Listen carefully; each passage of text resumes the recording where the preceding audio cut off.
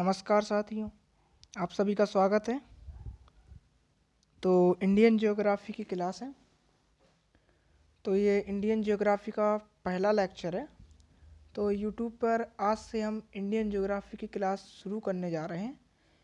तो Indian geography का course हम 90 दिनों के अंतर्गत कवर करने वाले हैं। मतलब कि Indian geography plus world geography, ठीक है।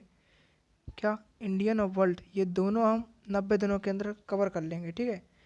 तो मात्र 90 डेज़ के अंतर्गत हम एक लक्ष्य करेंगे और जिसका आधार इंडियन ज्योग्राफी है और वर्ल्ड ज्योग्राफी। तो सबसे पहले हम क्या पढ़ेंगे? तो सबसे पहले दोस्तों मैं आपको बता दूं, सबसे पहले हम इंडियन ज्योग्राफी का कोर्स पढ़ेंगे। तो इंडियन ज्योग्राफी, ठीक है। तो हम इंडियन ज्योग्राफी को कितने दिन में कवर करेंगे?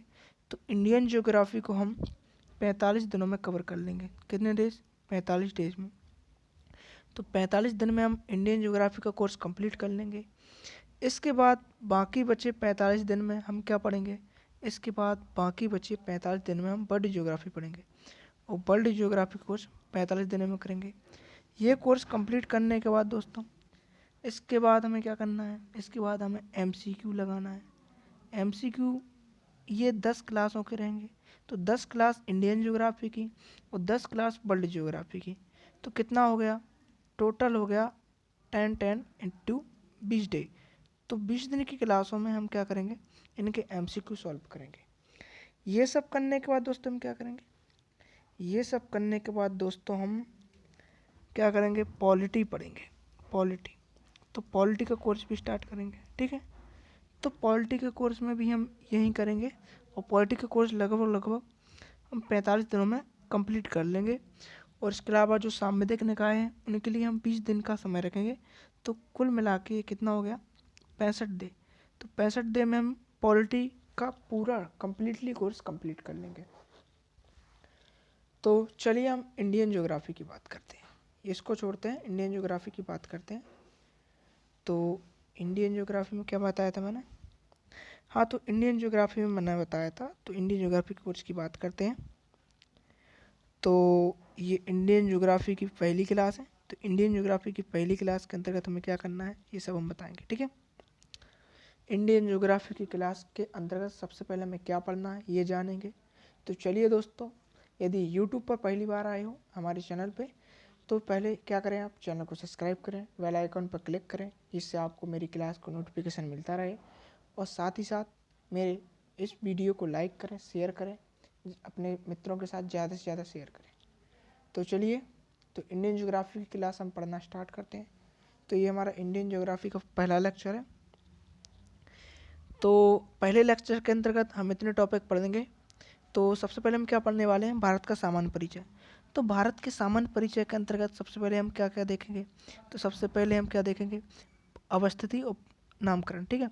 उसके बाद हम देखेंगे क्षेत्रफल व जनसंख्या, फिर अक्षांश व देशांतर, फिर सीमाएं देखेंगे, फिर कुछ विवाद देखेंगे, कुछ अन्य तथ्य देखेंगे। इन सभी के बारे में हम चर्चा करेंगे। अब एक बात बताइए दोस्तों, इन सब टॉपिक को पढ़ने के बाद हमें क्या करना है? इन सब टॉपिक को पढ़ने के बाद हम क्या करेंगे? इन सब टॉपिक को पढ़ने के बाद हम एमसीक्यू लगाएंगे। क्या लगाएंगे? एमसीक्यू लगाएंगे। और साथ ही साथ कुछ संभावित प्रश्न रहेंगे जो एमपीपीएससी के लिए महत्वपूर्ण है। एमपीपीएससी प्री और मेंस इसमें क्लियर कर दिया जाएगा। एमपीपीएससी मेंस एंड प्री इन दोनों की साथ साथ तैयारी करवाई जाएगी। इसके अलावा दोस्तों, आप एमपी पटवारी में भी क्वेश्चन आते हैं ज्योग्राफी से। इसके अलावा एमपी एसआई में भी आते हैं, ठीक है। एमपी एसआई में भी आता है, ठीक है। और एसएससी में भी हमें क्वेश्चन देखने के मिलते हैं, बैंक में भी देखते हैं। तो इन सभी एग्जामों में जो भी क्वेश्चन आते हैं हम वो सभी कंप्लीट करते चलेंगे। तो आप वीडियो को लाइक करें, शेयर करें और मेरे साथ बने रहें। तो चलिए शुरू करते हैं हम भारत का सामान्य परिचय। तो इंडिया का इंट्रोडक्शन है पहला लेक्चर हमारा। तो इंडिया का इंट्रोडक्शन, ठीक है। तो इंडिया के इंट्रोडक्शन में सबसे पहले हम पढ़ने वाले हैं क्या? सबसे पहले हम पढ़ने वाले हैं अवस्थिति व नामकरण, उसके बाद क्षेत्रफल व जनसंख्या, उसके बाद अक्षांश व देशांतर, सीमाएं, विवाद, अन्य तथ्य, ये सभी डिस्कस करने वाले हैं। तो चलिए हम सबसे पहले कवर करते हैं।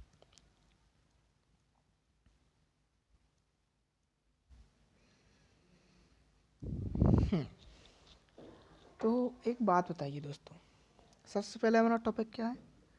अवस्थिति व नामकरण। ठीक है, अवस्थिति, पहले अवस्थिति की बात करते हैं। तो एक बात बताइए दोस्तों, तो जो भारत है, भारत एशिया के किस दिशा में स्थित है? तो आप सभी जानते होंगे कि जो भारत है, भारत एशिया, तो ये क्या है दोस्तों? हमारा एशिया है। ठीक है, तो कुछ इस प्रकार से हमारा एशिया दिखता है। ठीक है, तो ये हमारा एशिया हो गया दोस्तों। तो भारत एशिया के किस दिशा में स्थित है? एक दोस्तों हम आपको बात बता दें, ठीक है, तो ये हमारी नॉर्थ दिशा है, इसको हम क्या बोलते हैं? उत्तर दिशा है। ठीक है, ये हमारी साउथ, साउथ से अर्थात दक्षिण दिशा है। ये हमारी ईस्ट दिशा है अर्थात पूर्व दिशा है, और ये हमारी वेस्ट है। तो यहाँ पे हम देख सकते हैं ऊपर तरफ क्या है? उत्तर है, तो ये नहीं बोलना है। अब यहाँ पे हमें भारत की अवस्थिति बताना है। तो भारत किस दिशा में स्थित है? तो यहाँ से आप सीधा सीधा देख सकते हो दोस्तों कि ये हमारा प्यारा इंडिया है। क्या है? इंडिया है। ठीक है, तो ये क्या हुआ? हिंद महासागर है। ठीक है, हिंद महासागर, और यहाँ पे हम अरब सागर देखते हैं, और यहाँ पे क्या? बंगाल की खाड़ी देखते हैं। ठीक है, तो ये सब हमें देखने को मिलता है। तो भारत किस दिशा में स्थित है? भारत एशिया के दक्षिण दिशा में है, या हम कहें कि भारत दक्षिण एशिया में स्थित है। कहाँ स्थित है? दक्षिण एशिया में भारत की अवस्थिति है। तो जो हमारा पहला पॉइंट होगा दोस्तों, वो क्या होगा? पहला पॉइंट यहाँ पे हम क्या देखते हैं? पहला पॉइंट हम देखते हैं क्या? बताइए दोस्तों जल्दी, क्या देखते हैं पहला पॉइंट? पहला पॉइंट हम देखते हैं दोस्तों, पहला पॉइंट देखते हैं कि भारत, जो भारत है इसकी अवस्थिति कहाँ पर है? भारत की अवस्थिति दक्षिण एशिया में। ठीक है, कहाँ पर? दक्षिण एशिया। तो ये हमारा पहला क्वेश्चन बनता है। पहला क्वेश्चन क्या बनता है कि भारत किस दिशा में स्थित है? भारत एशिया की किस दिशा में स्थित है? तो भारत एशिया की दक्षिण दिशा में स्थित है। दूसरा क्वेश्चन क्या है? दूसरा क्वेश्चन ये बनता है दोस्तों कि भारत एक उपमहाद्वीप है। भारत एक उपमहाद्वीप है। कैसे कहा जा सकता है उपमहाद्वीप? तो यहाँ पर आप देख सकते हो दोस्तों कि ये पाकिस्तान का एरिया है। ठीक है, इस तरफ से पाकिस्तान लगता है। ठीक है, और ये नेपाल, और ये प्यारा सा भूटान, और यहाँ पे कुछ इस प्रकार से बांग्लादेश है, और ये भारत है। ठीक है, तो ये कितने मिला के देश हुए?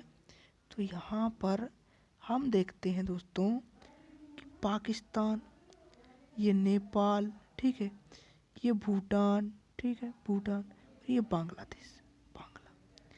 तो यहाँ पर हमें कुल मिलाकर 4 देश देखने को मिलते हैं, और साथ ही साथ ये भारत प्यारा सा। ठीक है, तो कितने देश हुए? 5 देश। तो इन 5 देशों को मिलाकर दोस्तों भारतीय उपमहाद्वीप कहा जाता है। क्या कहा जाता है? भारतीय उपमहाद्वीप कहा जाता है। तो दूसरा पॉइंट हमारा यहाँ पर क्या होगा कि भारत एक उपमहाद्वीप है। ठीक है, भारत क्या है? एक उपमहाद्वीप है। ठीक है, भारत एक उपमहाद्वीप है, और इस उपमहाद्वीप के अंतर्गत 5 देश आते हैं। कौन कौन से आते हैं? तो पहला हमारा पाकिस्तान। कौन सा? पाकिस्तान आता है। दूसरा कौन सा आता है? भारत आता है। तीसरा कौन सा आता है? नेपाल। चौथा कौन सा आता है? भूटान आता है। ठीक है, और जो पांचवा देश है वो कौन सा है दोस्तों? हमारा, वो हमारा प्यारा सा बांग्लादेश। ठीक है, तो ये हमारे पर कौन, तो यहाँ पर कुल 5 देश आते हैं भारतीय उपमहाद्वीप के अंतर्गत। तो सबसे पहले हमने क्या देखा? भारत की अवस्थिति। तो भारत की अवस्थिति में हमने सबसे पहले क्या जाना कि भारत एशिया के दक्षिण दिशा में स्थित है, या कहें कि भारत दक्षिण एशिया में अवस्थित है, और भारत एक उपमहाद्वीप है। भारतीय उपमहाद्वीप के अंतर्गत 5 देश आते हैं: पाकिस्तान, भारत, नेपाल, भूटान और बांग्लादेश। तो हमने भारत की अवस्थिति को अच्छे से जाना। भारत की अवस्थिति क्लियर होने के बाद अब हम बात करते हैं भारत का नामकरण। तो भारत का नामकरण कैसे किया गया? ठीक है, तो चलिए बात करते हैं। तो अब नामकरण टॉपिक है दूसरा, सॉरी दोस्तों, ये दूसरा टॉपिक है।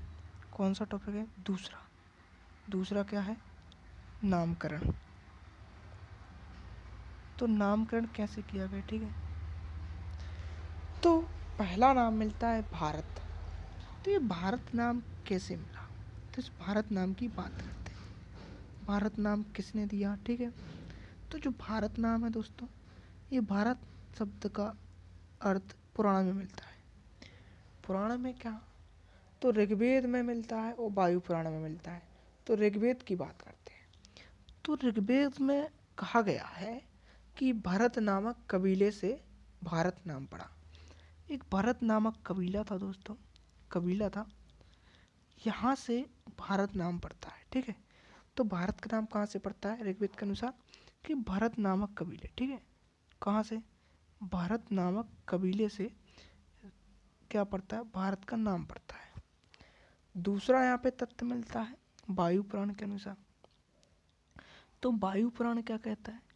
वायु पुराण कहता है कि जो भारत नाम है ये राजा दुष्यंत, कौन? राजा दुष्यंत के पुत्र, राजा दुष्यंत के पुत्र, क्या नाम था उनका? राजा दुष्यंत के पुत्र भरत के नाम पर भारत नाम पड़ा। भरत के नाम पर भारत नाम पड़ा, ठीक है। ये दूसरा तथ्य मिलता है हमारा। तो यहाँ पर भारत नाम के दो तथ्य हमने जाने। एक तो भारत ऋग्वेद के अनुसार कि भारत ऋग्वेद के अनुसार भरत नामक कबीले से नाम भारत पड़ा। दूसरा वायु पुराण के अनुसार राजा दुष्यंत के पुत्र भरत के नाम पर भारत नाम पड़ा। अब दूसरा आपने नाम सुना ही होगा, हमारा प्यारा इंडिया। तो अभी इंडिया का तथ्य कहाँ से आया है? इंडिया के तथ्य को भी जान लेते हैं। इंडिया का तथ्य कहाँ से आया है? बताओ दोस्तों, कहाँ से आया है? तो जो इंडिया है, इंडिया भी आपने सुना होगा। इंडिया नाम भारत का कैसे पड़ा? बताओ दोस्तों, इंडिया कैसे पड़ा? तो जो यूनानी थे, यूनानी सिंधु नदी को पार कर रहे थे, लेकिन जब वो वहाँ पर बसे, कुछ दिन रहे, तो उन्होंने सिंधु नदी को क्या कहा? इंडस कहा। यूनानी, जो यूनानी थे, उन्होंने सिंधु नदी को, ठीक है, किसको? सिंधु नदी को इंडस कहा। क्या कहा? इंडस कहा, ठीक है। और जो भारतीय सिविलाइजेशन थी, जो वहाँ के सिंधु नदी के पार जो लोग रहते थे, उनको क्या कहा? इंडिया कहा, ठीक है। उनको कहा गया इंडिया कहा, ठीक है। तो इस तरीके से हमारा इंडिया नाम पड़ा। इसके अलावा दोस्तों हिंदुस्तान शब्द भी आपने सुना होगा, बहुत बार जिक्र होता है हिंदुस्तान।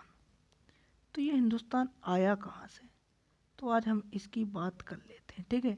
तो जो हिंदुस्तान शब्द है, हिंदुस्तान है, इसको ईरानियों ने नाम दिया। जो ईरानी थे, ठीक है, ईरानियों ने नाम दिया। ईरानियों ने क्या कहा?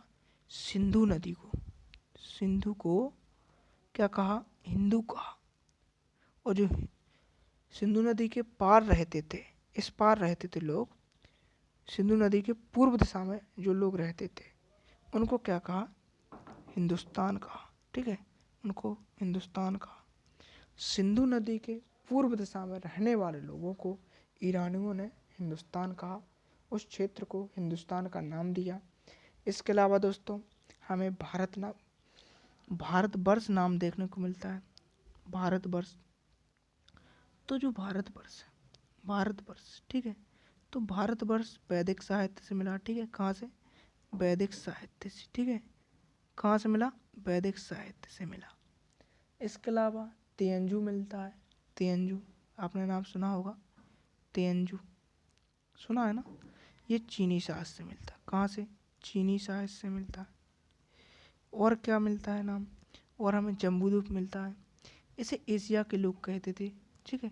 जो जम्बूद्वीप है, इसे एशिया के लोग कहते थे, जम्बूद्वीप, ठीक है। जम्बूद्वीप किसने नाम दिया? एशिया के लोगों ने। किसने? एशिया के लोगों ने जम्बूद्वीप नाम दिया। आर्यव्रत, सातवां नाम मिलता है आर्यव्रत। तो आर्यव्रत नाम कहाँ से मिलता है? तो आर्यव्रत नाम हमें आर्यों की निवास स्थली से मिलता है।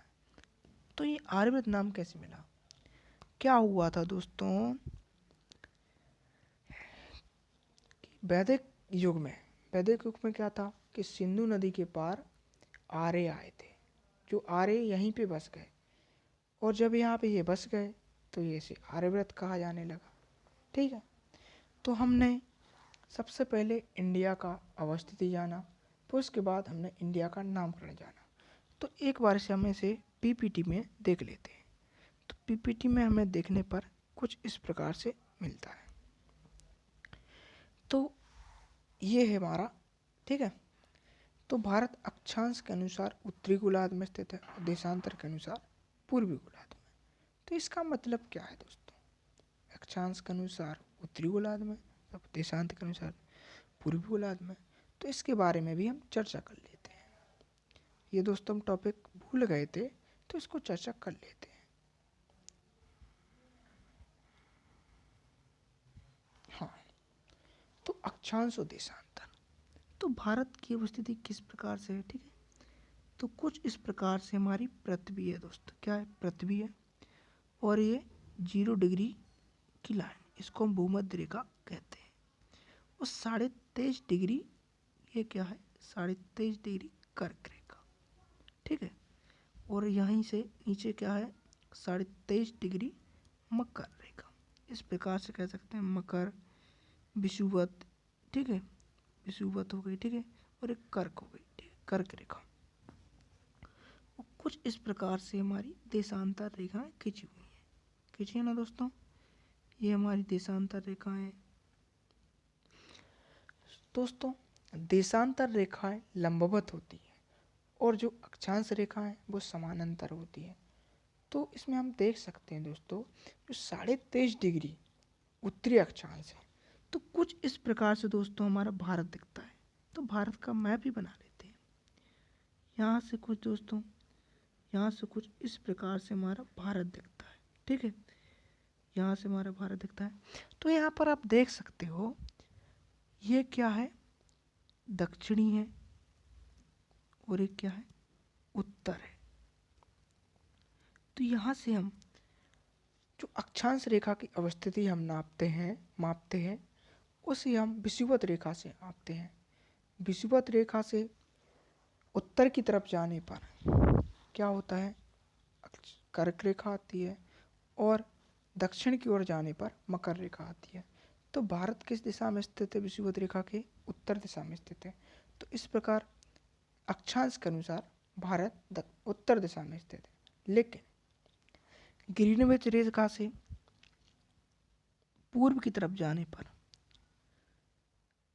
भारत दिखता है, और पश्चिम की तरफ जाने पर हमें क्या दिखता है, अमेरिका दिखता है। तो यहाँ से आप क्लियर अंदाज़ा लगा सकते हो। तो ये ग्रीनविच रेखा खींची हुई है, ये मैं रेड कलर से कर देता हूँ ग्रीनविच रेखा को। ये हमारी क्या है, ग्रीनविच रेखा है। तो ग्रीनविच रेखा से पूर्व की ओर जाने पर हमारा भारत पूर्व दिशा में दिखता है। किस दिशा में दिखता है, पूर्व। तो जो भारत की सही स्थिति है वो कहाँ पर है, उत्तर पूर्व में है। क्योंकि आप देख सकते हो दोस्तों, यदि यह भूमध्य रेखा पर होता, कौन, हमारा भारत यदि भूमध्य रेखा पर होता तो भारत पूर्व दिशा में होता, लेकिन भारत कर्क रेखा पर अवस्थित है।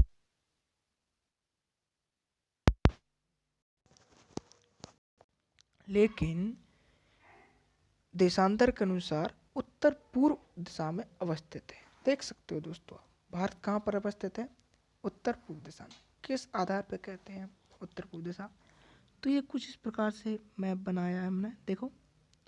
तो ये हमारी ईस्ट दिशा है, ठीक है, ये नॉर्थ दिशा, ये साउथ, और ये वेस्ट। तो यहाँ देख सकते हो, जो यहाँ से एक दिशा गुजरी है, ये कौन सी है, नॉर्थ ईस्ट, मतलब उत्तर पूर्व। तो जो भारत की सही स्थिति है वो किस दिशा में है, उत्तर पूर्व दिशा में है। तो चलिए हम पीपीटी देखते हैं। तो हमने सभी पॉइंट क्लियर कर लिए हैं। तो यहाँ पर अक्षांश के अनुसार भारत उत्तरी गोलार्ध में अवस्थित है, देशांतर के अनुसार पूर्वी गोलार्ध में। लेकिन इसको हम किस दिशा में बोलेंगे, भारत को, भारत किस दिशा में अवस्थित है, पृथ्वी की किस दिशा में अवस्थित है, तो भारत उत्तर पूर्व दिशा में अवस्थित है। और ये महाद्वीप कौन सा है? एशिया में है, और ये भारत दक्षिणी एशिया में अवस्थित है। ये भी हमने क्लियर कर लिया अच्छे से।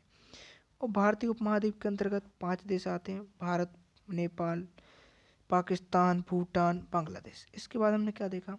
इसके बाद हमने देखा तो यहाँ पर कुछ भारत के नाम हैं। तो भारत का पहला नाम क्या मिलता है? ऋग्वेद के अनुसार। तो ऋग्वेद के अनुसार भरत नामक कबीले से भारत नाम पड़ा। फिर वायु पुराण के अनुसार, राजा दुष्यंत के पुत्र भरत के नाम पर भारत नाम पड़ा। फिर हमने इंडिया के बारे में चर्चा की। तो इंडिया नाम कहाँ से पड़ा? इंडिया नाम यूनानियों ने सिंधु नदी को इंडस कहा और इस क्षेत्र को इंडिया कहा। आर्यव्रत, आर्यों की निवास स्थली कहा जाता था इंडिया को, इसलिए आर्यवत नाम पड़ा। जम्बूद्वीप, तो जम्बूद्वीप एशिया के लोग कहते थे।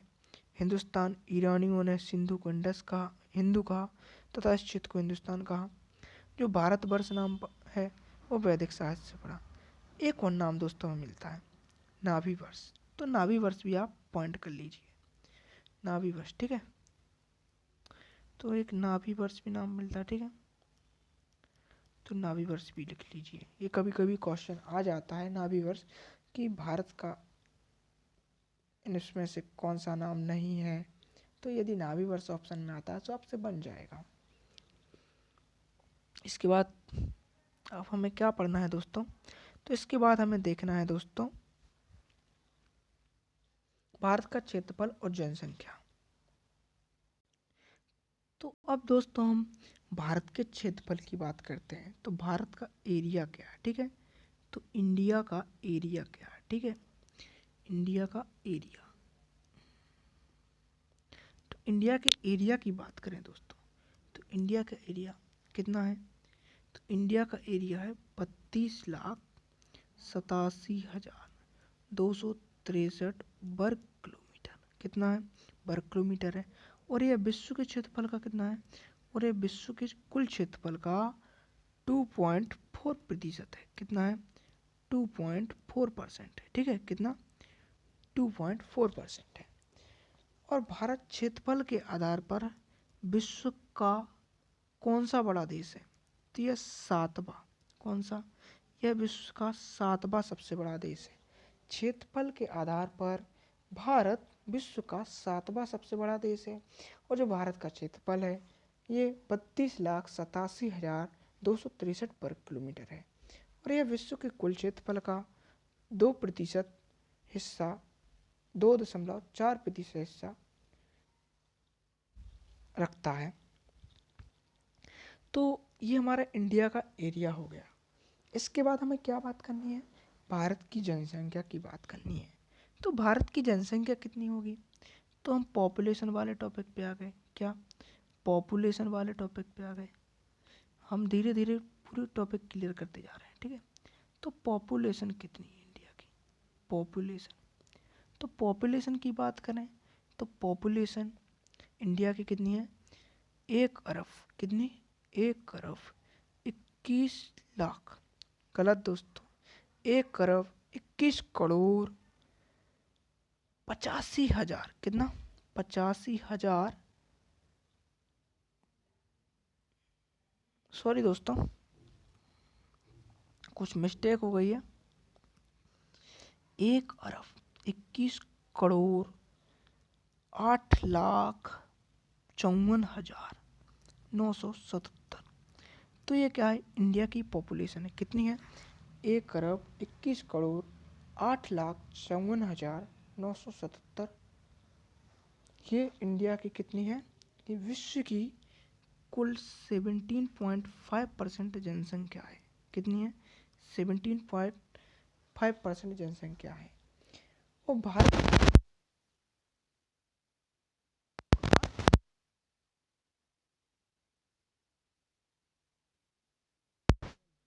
इंडिया क्या है? भारत विश्व का दूसरा सबसे बड़ा देश है जनसंख्या के आधार पर। भारत की जनसंख्या कितनी है? 1 अरब 21 करोड़ 8,54,977। और भारत की जो जनसंख्या है ये विश्व का कितने प्रतिशत योगदान करती है? 17.5%। ये 17.5% योगदान करती है विश्व की कुल जनसंख्या में। ठीक है, तो हमने ये भी जान लिया है। तो इसे हम एक बार पीपीटी में देख लेते हैं। तो पीपीटी में देख लेते हैं, पीपीटी में क्या लिखा है।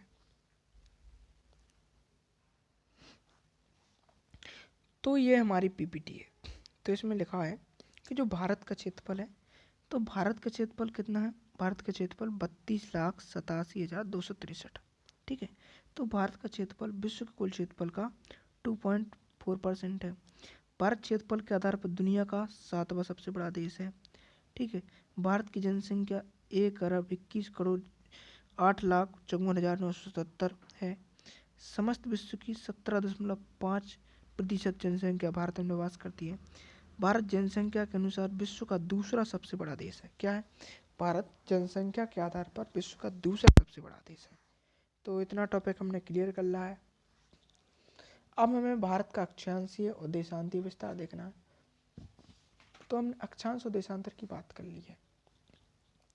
तो सबसे पहले हम क्या करते हैं? भारत का अक्षांशीय और देशांतीय विस्तार जानते हैं। तो दोस्तों, हमें भारत का अक्षांशीय और देशांतीय विस्तार जानने से पहले हमें अक्षांश और देशांतर को जान लेना चाहिए कि अक्षांश और देशांतर रेखाएं क्या होती हैं।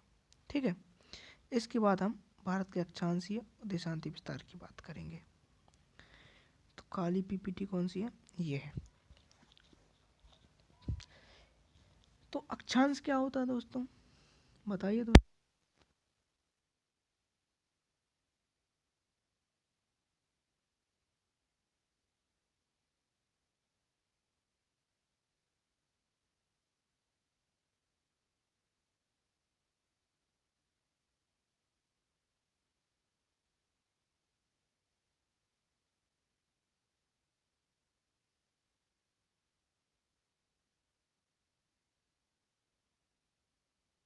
कैसे?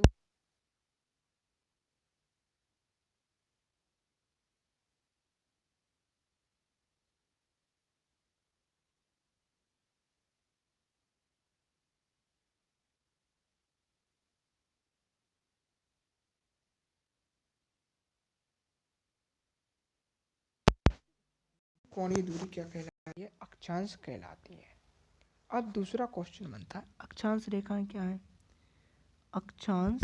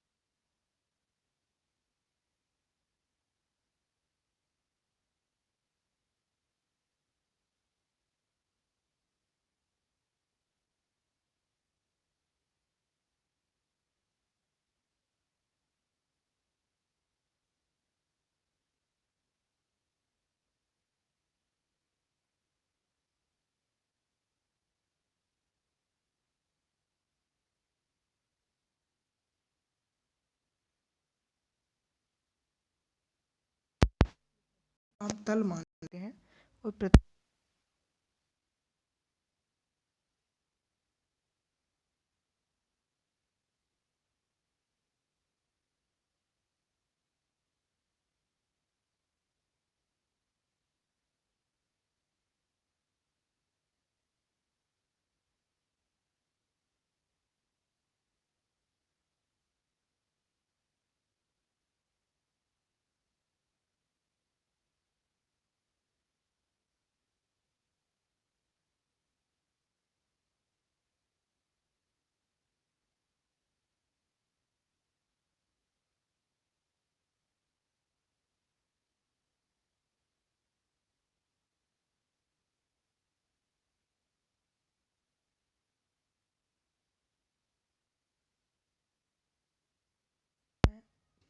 ये एक दूसरे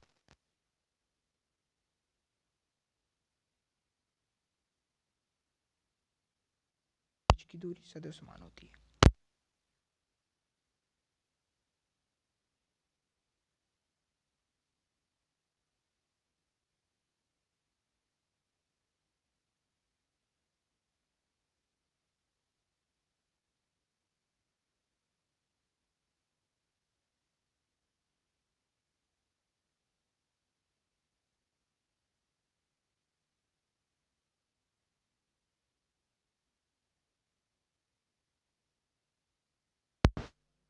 क्या 181 है, कितनी है?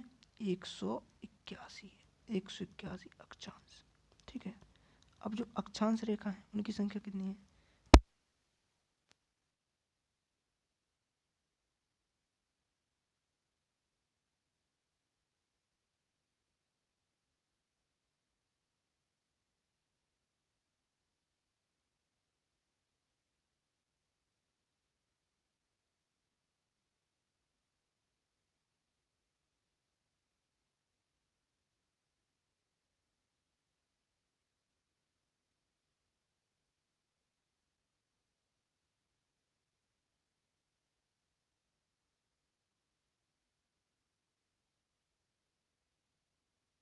को यह अक्षांश बोलते हैं।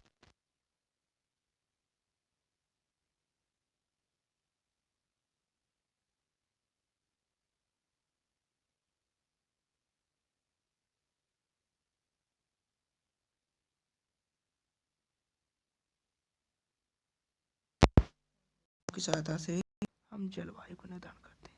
किसका? जलवायु। कैसे करते हैं जलवायु को निर्धारण? तो जो अक्षांश रेखा है, अक्षांश रेखा पृथ्वी पर कुछ इस तरीके से खींची गई है और कुछ इस तरीके से हमारे देश बसे हुए हैं। आपने देखा होगा। तो जलवायु क्या करती है? जलवायु को पता लगाती है समुद्र है, और यहाँ से जब हवाएं जाती हैं कुछ इस प्रकार से जाती हैं, तो ये अक्षांश रेखाओं से होकर जाती हैं। तो यहाँ से हमें मौसम का भी पता चल जाता है, जलवायु। तो यहाँ पर कुछ सवाना की जलवायु है, यहाँ पर उष्णकटिबंधीय जलवायु है, यहाँ पर मानसूनी जलवायु है। तो ये जो मानसूनी जलवायु है अक्षांश रेखाओं के बीच की जलवायु है। ठीक है, यहाँ पर कर्क रेखा मकर रेखा के बीच में, भूमध्य रेखा के बीच में कुछ जलवायु है, और 11 जलवायु प्रदेश हैं हमारे पृथ्वी पर। तो यहाँ से क्या पता चलता है? हमें जलवायु के बारे में पता चलता है। और क्या? तो इन टॉपिक को मैंने नोट्स में नहीं लिखा है, ये पीपीटी में आपको नहीं मिलेंगे, तो इसका अध्ययन आप यहीं से कर लीजिए। अब जो देशांतर रेखाएं पढ़ाने जा रहे हैं ये भी आपको पीपीटी में नहीं मिलेंगी। ठीक है, तो चलिए हम देशांतर रेखाओं की बात करते हैं। तो देशांतर रेखाओं में क्या है, चलिए बात करते हैं। अब हमारा टॉपिक है देशांतर।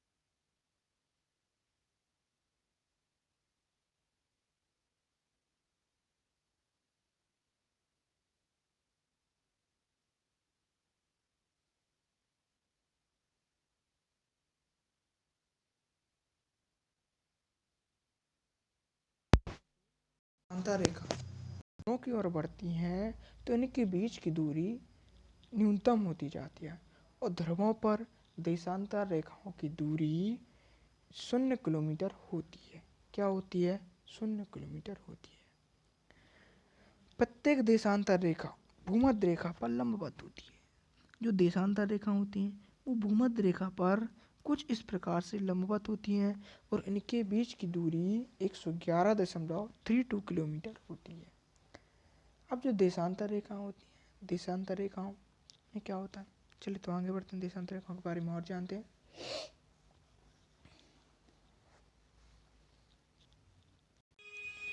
कि देशांतर रेखाएं, जो देशांतर रेखा रहती है, ठीक है, तो देशांतर रेखाएं उत्तरी तथा दक्षिण ध्रुव पर, उत्तरी तथा दक्षिणी ध्रुव पर एक ही बिंदु पर मिल जाती है। क्या? एक ही बिंदु पर मिल जाती है, एक ही बिंदु पर मिल जाती है। ये भी हमने जाना, अच्छे से जाना। इसके अलावा क्या मिलता है हमें देखने को? जो देशांतर रेखा है इनकी संख्या कितनी है? इनकी जो संख्या है वो कितनी है? 360 है। देशांतर रेखाओं की संख्या 360 है। और दो विपरीत देशांतर रेखाओं का योग कितना होता है? दो विपरीत देशांतर रेखाओं का योग, देशांतर रेखाओं का योग कितना होता है? 180।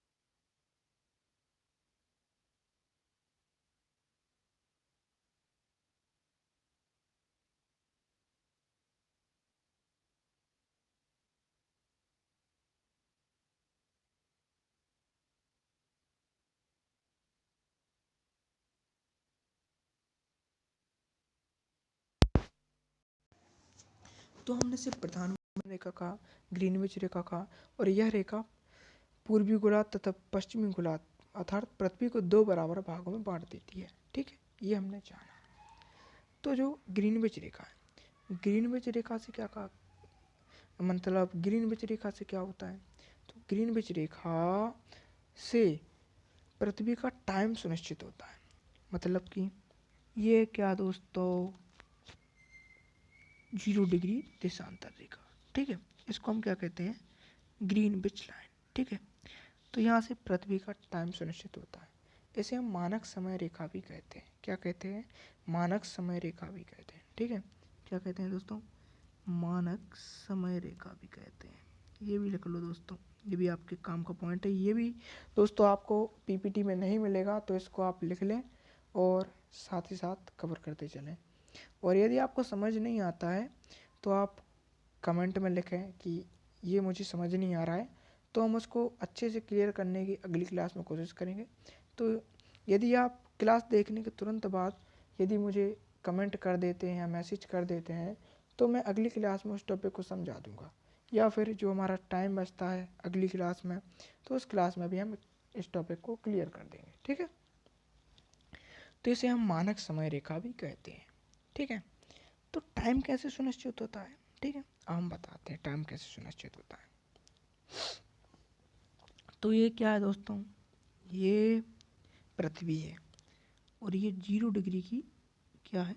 0 डिग्री की देशांतर रेखा, जिसे हम प्रधान मध्याह्न रेखा, मानक समय रेखा या ग्रीनविच लाइन कहते हैं। जो 0 डिग्री लाइन है ये इंग्लैंड के ग्रीनविच में स्थित रॉयल वेधशाला से गुजरती है। कहाँ से गुजरती है? रॉयल वेधशाला। एक और पॉइंट लिख लीजिए दोस्तों कि जो ग्रीनविच लिखा है रॉयल वेधशाला, ये कहाँ पर है? लंदन, मतलब कि इंग्लैंड में।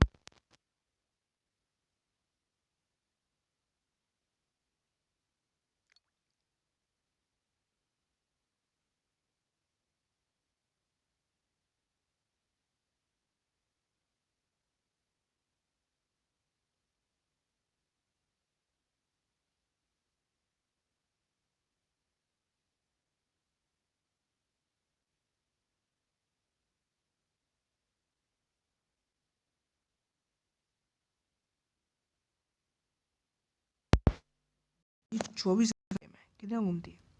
24 घंटे में 360 डिग्री घूम जाती है। घूम जाती है ना? हाँ, घूम जाती है। तो 1 घंटे में कितना घूमती होगी? 1 घंटे में 15 डिग्री घूमती। कितनी? 15। और 15 डिग्री बराबर कितने होते हैं? 60 मिनट।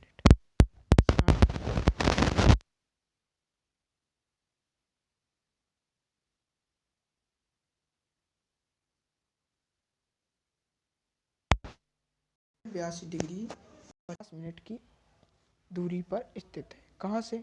0 डिग्री मानक समय रेखा, प्रधान मध्याह्न रेखा या ग्रीनविच लाइन से। तो 82.5 डिग्री भारत का टाइम आगे है। यदि यदि यदि इंग्लैंड में, यदि कहें ब्रिटेन में 12 बज रहे हैं दोपहर के या फिर रात के 12 बज रहे हैं, तो भारत में क्या समय होगा? आप 2।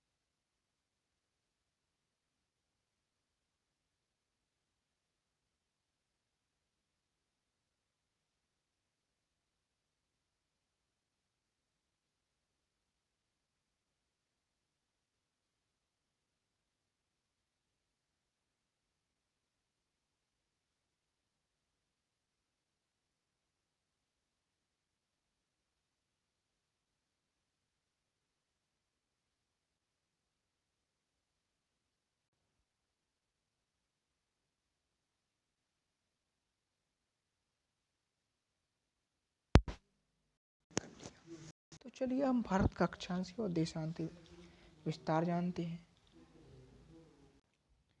तो भारत का अक्षांशीय विस्तार इसे हम पीपीटी के माध्यम से समझते हैं।